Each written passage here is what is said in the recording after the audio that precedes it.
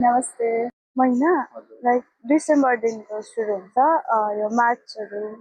म चाहिँ 8:30तिर आउँछु अनि बेलुका 5 बजी। अरूहरू चाहिँ छिटै आउनुहुन्छ, प्याकिङहरू गर्नुपर्छ नि। हजुर, मैले चाहिँ पढाइ भन्दा पनि 12 भर्खरै सकेको, अब चाहिँ कलेज छ। हजुर। अहिले चाहिँ छुट्टीको समयमा तपाईँ तपाईँले यो पहिलोपल्ट यसरी यहाँनिर गरिरहनु भएको छ कि अघिल्लो वर्षहरूमा गर्नु? होइन, म नि आएको त निकै नै भयो नि, लाइक 4-5 वर्ष भयो। यो जुन सुन्तला छ यो चाहिँ तपाईँहरू आफै घरमा उत्पादन गर्नुहुन्छ? हजुर, होइन, यो हामीले अरू जग्गाबाट ल्याउँछ, लाइक सिटोङ, पेसोक, सिक्किमको पनि आउँछ घरिघरि। त्यसरी किनेर तपाईँहरू ल्याएर यहाँनिर बिक्री गर्नुहुन्छ है। कसरी चाहिँ तपाईँलाई यो सोच आयो कि मैले यो गर्नुपर्छ भन्ने चाहिँ तपाईँकोमा कसरी सोच आयो? हाम्रो चाहिँ खासै त्यही फ्यामिली बिजनेस हो। हाम्रो सबै फ्यामिली नै हुनुहुन्छ।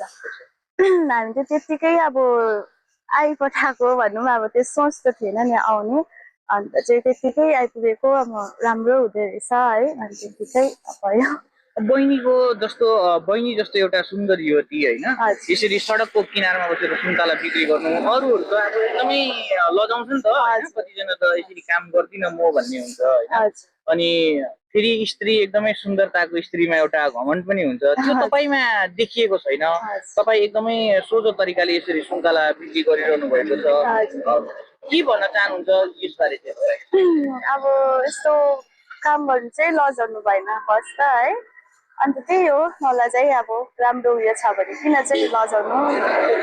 यसरी जुन प्रकारले सङ्घर्ष गरिरहनु भएको छ है, सुन्तला बिक्री दिनभरि तपाईँ उभिएर यसरी बसेर सुन्तला बेच्नुहुन्छ होइन, सङ्घर्ष गरिरहनु भएको छ। तपाईँ के अब अन्य तपाईँको भविष्यलाई लिएर तपाईँले के सोच्नु भएको छ? यो गर्छु, तपाईँ त अब कलेज पनि जोइन गर्न आँट्नुभएको हो होइन, के सोच्छ तपाईँ?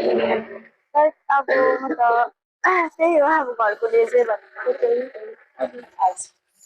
अच्छा, एउटा तपाईँले प्रश्न गरिदिनुहोस् है, किनभने यहाँ ग्राहकहरू पनि आएका छन्। अनि अन्य जति पनि युवतीहरू छन् नि जसले यस्तो कामदेखि लजाउँछन् है, यसरी उभिएर गर्नको निम्ति, यसरी सुन्तला बाटोमा बसेर गर्नको निम्ति लजाउँछन्, उनीहरूलाई के भन्न चाहनुहुन्छ? के भन्नु, अब लजाउनु हुँदैन, त्यति हो। अब काम गर्नु किन लजाउनु है।